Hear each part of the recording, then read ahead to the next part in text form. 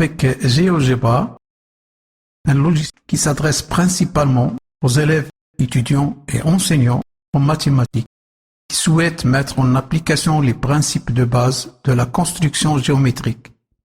Alors, on va tracer le point A d'abscisse 2, ordonnée 0, le point B,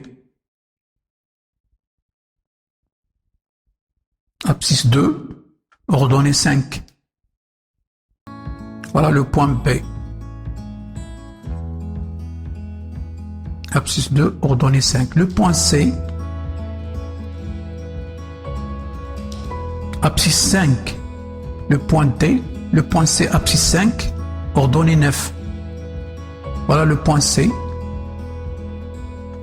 Et enfin le point D, abscisse 5, ordonnée 4.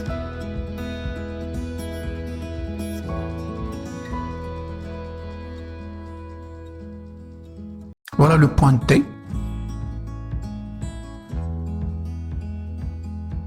L'outil de déplacer les points, les objets. Et après l'outil du segment pour tracer le segment A, B, BC, CD et DA. Donc on a tracé le quadrilatère ABCD.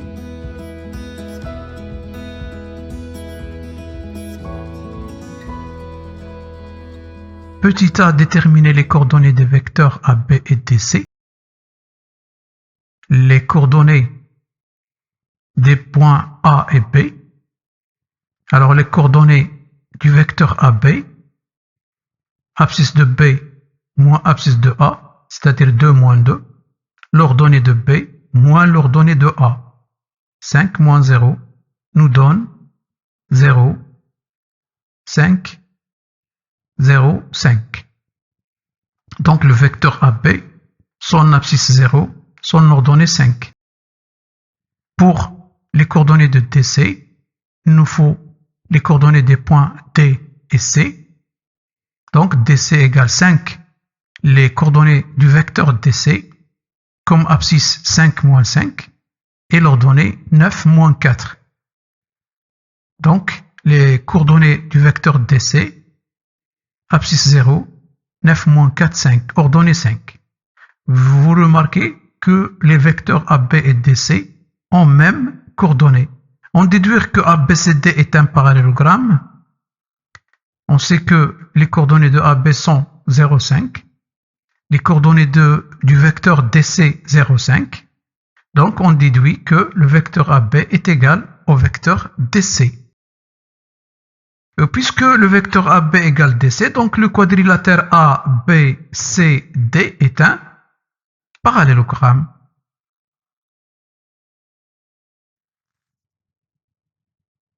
Calculer la distance AB et BC, on déduit que ABCD est un losange. On sait que les coordonnées du vecteur AB sont 0, 5. À partir des coordonnées du vecteur AB, on va déduire la distance AB en utilisant la propriété de la distance, racine carrée, l'abscisse, le carré de l'abscisse, plus le carré de l'ordonnée. Alors le carré de 0 c'est 0, et le carré de 5 c'est 25, donc c'est racine de 25, et racine de 25 égale 5. La distance BC, le point B, les coordonnées du point C, les coordonnées du vecteur BC sont 5 moins 2, 9 moins 5.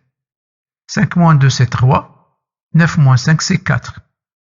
Donc la distance BC égale racine carrée, le carré de l'abscisse c'est 9, le carré de 4 c'est 16. Nous donne racine de 25, et racine de 25 est égale à 5. On remarque que la distance AB est égale à la distance BC, égale 5. On déduit que ABCD est un losange, Donc AB égale BC, puisque AB égale 5, BC égale 5, donc AB égale BC. Si ABCD est un parallélogramme, ayant deux côtés consécutifs égaux, alors ABCD est un losange. Alors, vous remarquez ABCD un parallélogramme, les côtés AB et BC sont consécutifs et ils sont égaux. Donc le parallélogramme ABCD est un losange.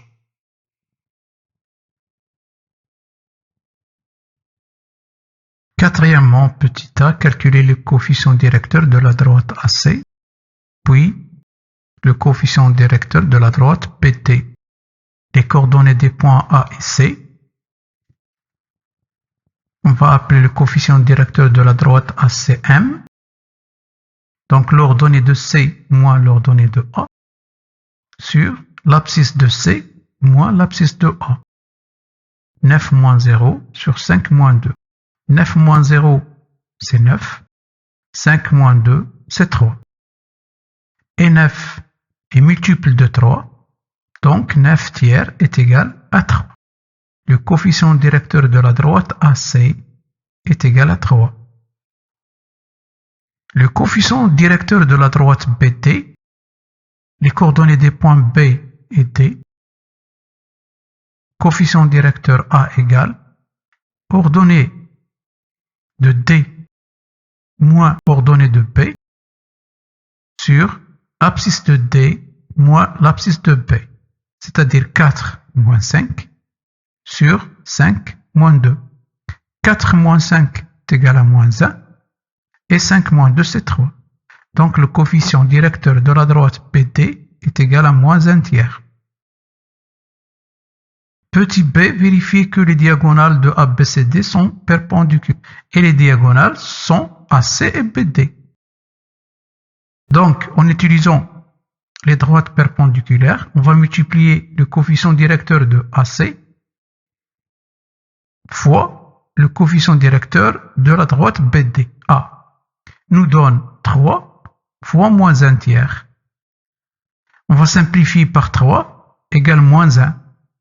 Puisque M fois A égale moins 1, produit de leur coefficient directeur est égal à moins 1, donc les droites AC et BD sont perpendiculaires. AC est perpendiculaire à BD. Donc les diagonales ABCD sont perpendiculaires. Cinquièmement, soit le point F d'abscisse 8 ordonnée 13. Montrer que F est l'image de D par la translation T qui transforme A en C. Si l'image de D par la translation T du vecteur AC est égale à F, donc le vecteur DF égale AC. DF égale vecteur AC. Donc on va montrer que le vecteur DF est égal à AC pour déduire que F est l'image de D par la translation T. Alors, on sait que D, les coordonnées du point D, les coordonnées du point F.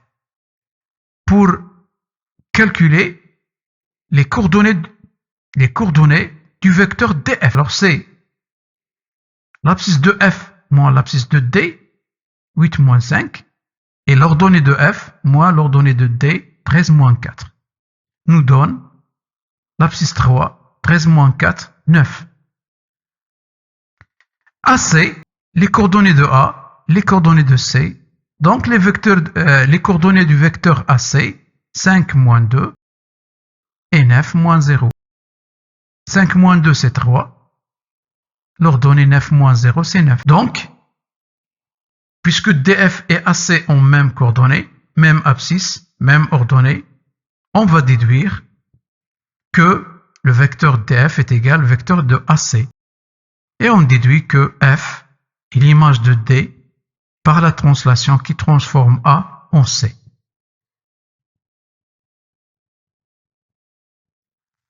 B, on déduit que la droite BD est perpendiculaire à la droite DF.